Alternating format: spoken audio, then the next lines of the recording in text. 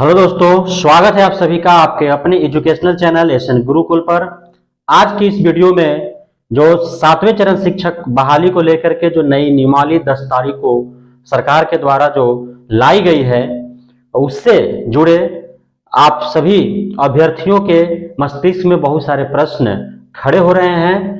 उन्हीं प्रश्नों का हम यहाँ पर लेकर के आए हैं आपके द्वारा जो प्रश्न किए गए हैं, और हम जानते हैं इससे बारी बारी से कि जो है आपने जो प्रश्न किया है, क्या बीएड डीएलएड अपियरिंग वाले जो सीटेट पास हैं वे बीपीएससी के शिक्षक प्रतियोगिता परीक्षा में बैठेंगे अथवा नहीं।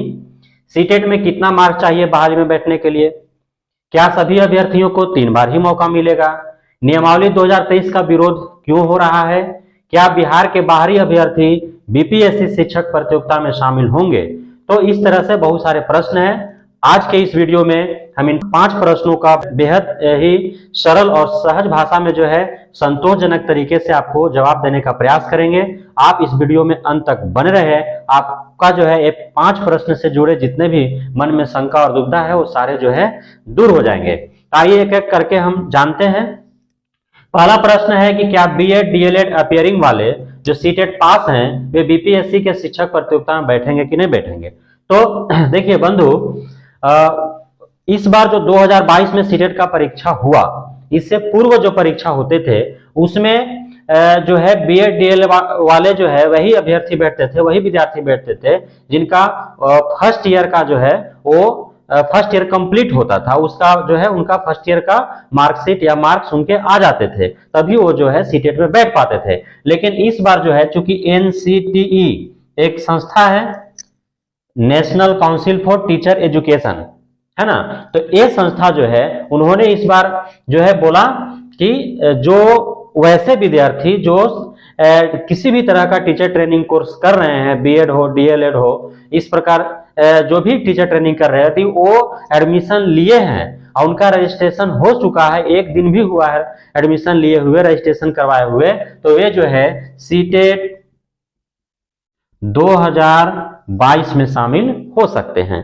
तो सभी लोग जो है जिन्होंने बीएड में एडमिशन कर रखा है, जो भी रजिस्ट्रेशन कर रखा था, वे सभी लोग जो है सीटेट 2022 में शामिल हुए और काफी जो है उस बीएड डीएलएड का स्टूडेंट जो थे वो जो है क्वालिफाई भी किए, सीटेट 2022 पेपर 1 2 क्वालिफाई भी किए।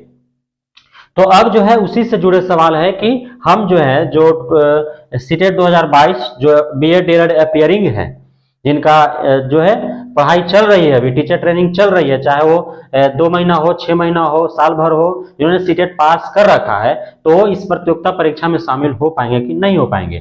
तो अब जो है बहाली से जुड़ी, क्योंकि प्रतियोगिता परीक्षा जो होनी है वह सीधे तौर पर बहाली से जुड़ा हुआ है, यानी कि शिक्षक प्रतियोगिता परीक्षा जो क्वालिफाई करेंगे वो बहाल हो जाएंगे। तो ये अपियरिंग वाले जो हैं वे लोग इसमें शामिल नहीं हो पाएंगे। जो शिक्षक प्रतियोगिता परीक्षा में जो अपियरिंग वाले हैं जिन्होंने सीटेट पास कर रखा है पेपर 1 2, वे जो है बीपीएससी के द्वारा जो शिक्षक प्रतियोगिता परीक्षा होगा उसमें वे नहीं बैठ पाएंगे, क्योंकि यह जो प्रतियोगिता परीक्षा है वो बहाली से जुड़ा है। डायरेक्ट जो है इस प्रतियोगिता परीक्षा को क्वालिफाई करने के बाद बहाली की प्रक्रिया होगी, नियुक्ति के लिए जो है काउंसलिंग और डॉक्यूमेंटेशन होगा, इसलिए जो है अपियरिंग वाले नहीं बैठ पाएंगे। दूसरा प्रश्न है आपका कि सीटेट में कितना मार्क्स चाहिए बहाली में बैठने के लिए। तो हमने इससे जुड़ी एक वीडियो भी बनाया है, आपने उसे देखा भी होगा, काफी प्यार दिया है आपने, उसके लिए आपको हम तहे दिल से धन्यवाद करते हैं।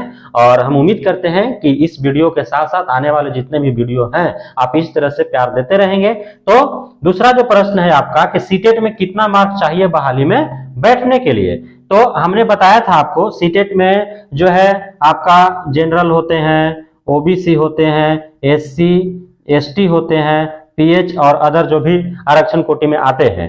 तो जनरल में मेल फीमेल होता है, ओबीसी में मेल फीमेल होता है, एससी एसटी पीएच सभी में मेल फीमेल होते हैं। तो जनरल का जहां तक सवाल है, तो जो मेल होते हैं तो मेल को चाहिए 90 नंबर और फीमेल को चाहिए 82 नंबर। ओबीसी में मेल और फीमेल दोनों को चाहिए आपका 82 नंबर। एससी एसटी पीएच जो है उनके मेल और फीमेल को चाहिए मात्र 75 नंबर। तो जिनका भी इस प्रकार मार्क्स होंगे यदि जनरल जो मेल है उनका 90 नंबर चाहिए, फीमेल को 82 नंबर, ओबीसी मेल फीमेल दोनों को 82 नंबर, एससी एसटी पीएच को मेल फीमेल को 75 नंबर। तो जिनका भी इतना मार्क्स होगा, इतना या इससे अधिक, वे सभी जो है ये आपका बीपीएससी के शिक्षक प्रतियोगिता परीक्षा में वो बैठने के योग्य हैं। तीसरा जो आपका सवाल है कि क्या सभी अभ्यर्थियों को 3 बार ही मौका मिलेगा, तो जो नई नियमावली लाई गई है उसमें यह साफ साफ लिखा हुआ है कि कोई भी कैंडिडेट को बीपीएससी के परीक्षा में शिक्षक प्रतियोगिता जो परीक्षा ली जाएगी उसमें सिर्फ 3 बार ही बैठने का मौका मिलेगा, ये साफ साफ लिखा हुआ है। तो जो है आपको 3 बार ही मौका दिया जाएगा, चाहे आप जिस भी कैटेगरी से हो, मेल या फीमेल हो, जनरल हो, ओबीसी हो, एससी एसटी हो, पीएच हो, ये मेल हो फीमेल हो। हालांकि बीपीएससी यूपीएससी का जो परीक्षा होता है आमतौर पर उसमें जो है कैटेगरी वाइज उनको ज्यादा टाइम चांसेस दिया जाता है, लेकिन इसमें शिक्षक बहाली में जो है आपको सभी कैटेगरीज का मेल फीमेल सभी को जो है 3 बार ही मौका देने का बात कहा गया है। हालांकि सरकार को इसमें जो है सुधार करना चाहिए, क्योंकि अलग अलग कैटेगरी वाइज जो आमतौर पर जो है दूसरी बहालियों में दूसरी भर्तियों में देखने को मिलता है कि जनरल को 3 बार मिलेगा, ओबीसी को 5 बार मिलेगा, एससी एसटी को भी 5 बार या 7 बार मिलेगा, ऐसे दिया रहता है कैटेगरी वाइज। मेल को कितना मिलेगा, फीमेल को कितना मिलेगा, तो इस प्रकार जो है दिया रहता है। तो इसमें जो है 3 बार ही मौका देने की बात कही गई है, चाहे आप जिस भी कैटेगरी से हो, मेल या फीमेल हो, पीएच हो या जो भी हो। चौथा जो प्रश्न है आपका कि नियमावली 2023 का विरोध क्यों हो रहा है। तो नियमावली 2001 तो पहला कारण है आपका कि 3 बार जो मौका दिए जा रहे हैं, इसमें लोगों का कहना है कि आप यदि एग्जाम ले रहे हैं, पहले तो है कि एग्जाम का ही विरोध हो रहा है कि चूंकि बहुत सारे ऐसे जो आपका सीटेट तो प्रत्येक वर्ष हो रहा है, स्टेट हमेशा होता नहीं है ना। स्टेट जो है वो 4 साल 5 साल पहले जो है वो क्वालिफाई करके बैठे हुए हैं और उनका बहाली 7वें चरण शिक्षक बहाली के इंतजार में वे कब से अधर में लटका हुआ था, बैठे हुए हैं। अब वो जो है जो कैंडिडेट्स 5 साल से इंतजार कर रहा है और अब उसका जो है एक्ट लास्ट टाइम पर जब उसका उम्मीद था कि 7वें चरण शिक्षक बहाली का नोटिफिकेशन आएगा और वे सारे डॉक्यूमेंट्स तैयार कर रहे थे कि हमें कौन कौन सा डॉक्यूमेंट्स तैयार करना है कि जल्द जो है नोटिफिकेशन आएगा, डॉक्यूमेंटेशन होगा और हमारी नियुक्ति होगी कि हम छट ना जाए। और उन कैंडिडेट्स को जो 5 साल से इंतजार कर रहे हैं उन्हें जो है अब एक और परीक्षा की बात कही जा रही है कि आप जो है बीपीएससी परीक्षा देकर के जाएंगे, आप शिक्षक बने तो आपको जो है राज्यकर्मी का दर्जा दिया जाएगा और आपको सारे सुख सुविधा जो है राज्यकर्मी का दिया जाएगा। तो इसका विरोध कर रहे हैं कि अब एग्जाम के बाद जहां तक है तो एग्जाम, क्योंकि बिहार में कोई भी एग्जाम जो है वो कंडक्ट कराने में वर्ष लग जाता है, एक वर्ष। अभी आपने देखा कि जो कॉमर्स का जो स्टेट हुआ तो उसमें जो है फॉर्म फिलअप हुए, उसके बाद एग्जाम हुआ, एग्जाम कैंसिल हो गया, अब फिर से पुनः एग्जाम होगा, एग्जाम 2 सेंटरों पर कैंसिल हुआ, हमने इसके लिए एक वीडियो भी बनाया था। अब वो 2 सेंटरों पर एग्जाम होगा, उसके बाद उसका जो है रिजल्ट आएगा। अब रिजल्ट आने के बाद जो है वो इसके लिए आपका शिक्षक प्रतियोगिता परीक्षा जो बीपीएससी से लेना जाना है उसके लिए नोटिफिकेशन आएगा और उसमें फॉर्म फिलअप होंगे, फिर एडमिट कार्ड आएगा, फिर एग्जाम होगा। तो अभी जो है इस साल 2023 आपको ऐसे ही गुजर जाना है। बीपीएससी का परीक्षा सफल होगा कि नहीं होगा, या फिर जो है स्टेट की तरह वो भी जो है कैंसिल हो और फिर जो है 2-4-6 महीना के लिए आगे बढ़ जाए, तो इस तरह से बहुत सारे समस्याएं उत्पन्न होंगी। लोग ऐसा लग रहा है अभ्यर्थियों को कि सरकार ने जो नियमावली में यह जो बीपीएससी के द्वारा जो शिक्षक प्रतियोगिता परीक्षा लेने की जो बात कही है वह जो है बहाली को टालने के लिए ऐसा जो है एक ऑप्शन उत्पन्न किया गया है कि ऐसे यदि डाल देंगे तो जो है 1-8 साल हम ऐसे ही खींच सकते हैं परीक्षा के बहाने। और यह मंशा जो है सरकार का वह जो है अभ्यर्थियों को इसका विरोध करने पर मजबूर कर रही है। तो ये 2 कारण है, पहला कि 3 ही बार जो है उनको मौका दिया जा रहा है, क्योंकि बहुत सारे अभ्यर्थी जो हैं वे काफी वर्षों तक इंतजार करते करते जो है दूसरे जीविकोपार्जन के अपने दूसरे साधनों में वो लग गए, किसी तरह से उनका जीविकोपार्जन चल सके। जब बहाली आएगा तो उसमें जो है वो सीटेट पास करके रखे हैं, बीटेट पास करके रखे हैं, सारा डॉक्यूमेंट्स उनका तैयार है। जब भी नोटिफिकेशन आता वो डॉक्यूमेंट्स लेकर के जाते और डॉक्यूमेंटेशन होता, उनका नियुक्ति होता। लेकिन जब अब जो है प्रतियोगिता परीक्षा के बाद कही गई है तो इन सारी चीजों को लेकर के विरोध जताए जा रहे हैं। खासकर जो है नियोजित शिक्षक जो है इसका विरोध कर रहे हैं। तो अब जो है चूंकि बिहार राज्य के जो मुख्यमंत्री हैं नीतीश कुमार, वे काफी जिद्दी पॉलिटिशियन हैं और उनके द्वारा जो है एक 2 साल 3 साल से 7वीं चरण बहाली 7वीं चरण बहाली, लेकिन वो कुछ भी बाहरी बयान देने से बच रहे थे, उनके सारे नेता भी बच रहे थे। और फाइनली जो है उनकी अध्यक्षता में कैबिनेट का बैठक होता है और 10 अप्रैल को जो है नियमावली नया आ जाता है। तो उनके द्वारा लाया गया है, तो सुधार का गुंजाइश इसमें जो है बहुत कम दिखता है, क्योंकि वह एक जिद्दी टाइप्स के जो है पॉलिटिशियन है, राजनेता हैं और वे उम्मीद नहीं है कि जो आपका बीपीएससी के द्वारा जो शिक्षक प्रतियोगिता परीक्षा होना है, जिसका आप विरोध कर रहे हैं कि नहीं हो, हमें ठगा गया, हमारे साथ धोखा हुआ, तो ठीक है, विरोध करना हमारा लोकतांत्रिक अधिकार है, शांतिपूर्ण तरीके से लोकतांत्रिक तरीके से विरोध करना है यदि आपको नियमावली में कहीं भी कोई गलत लगता है तो। लेकिन उम्मीद नहीं है कि इसमें कोई भी जो है सरकार के तरफ से, विभाग के तरफ से सुधार किए जाएंगे।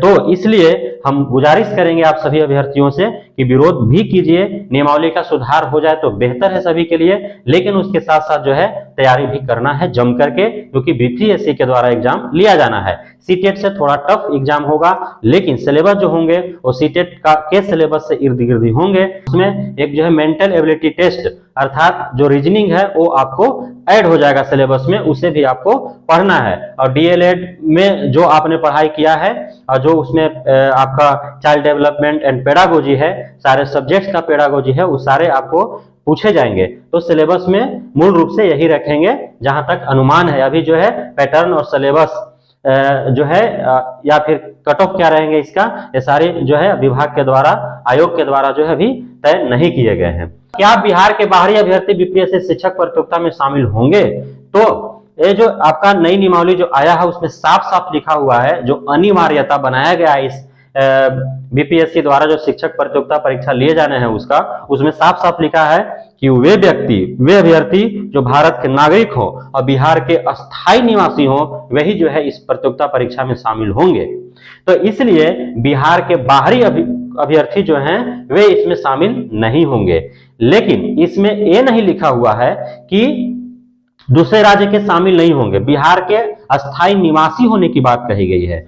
तो बिहार से बाहर के जो अभ्यर्थी हैं, यदि बिहार में उनका कहीं भी निवास स्थल है या कहीं भी उनको अस्थायी निवास प्रमाण पत्र जो है बन जाने का उम्मीद है, तो वे जो है इसमें शामिल हो सकते हैं। जैसे बिहार में दूसरे राज्य की महिलाएं जो हैं वो बिहार में विवाहित हैं, बिहार में वो विवाह के बाद रह रहे हैं, तो वे अपने पति के यहाँ से जो है वो अस्थायी निवास प्रमाण पत्र बना करके और वे जो है यहाँ अप्लाई करेंगे, इसमें शामिल होंगे।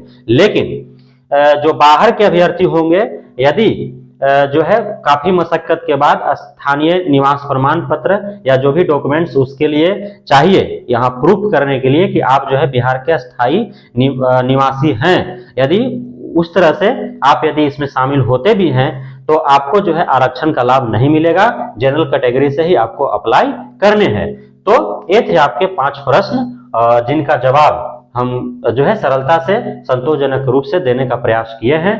तो आप सभी जो है भाई बंधु बहन को इस वीडियो में अंत तक बने रहने के लिए बहुत बहुत धन्यवाद। यदि अब तक हमारे इस चैनल को सब्सक्राइब नहीं किए हैं तो आप अवश्य ही सब्सक्राइब कर लें, क्योंकि 7वें चरण शिक्षक बहाली से जुड़े आपके दिलो दिमाग में जो भी समस्या, दुविधा, भय, शंका जो भी हैं, उन्हें हम बेहद ही सरलता से, संतोषजनक तरीके से हमेशा ही दूर करने का प्रयास करते आए हैं। तो इसलिए आप अवश्य ही इस चैनल को सब्सक्राइब करें। यदि यह सेशन आपको अच्छा लगा हो तो आप लाइक्स और कमेंट अवश्य करें।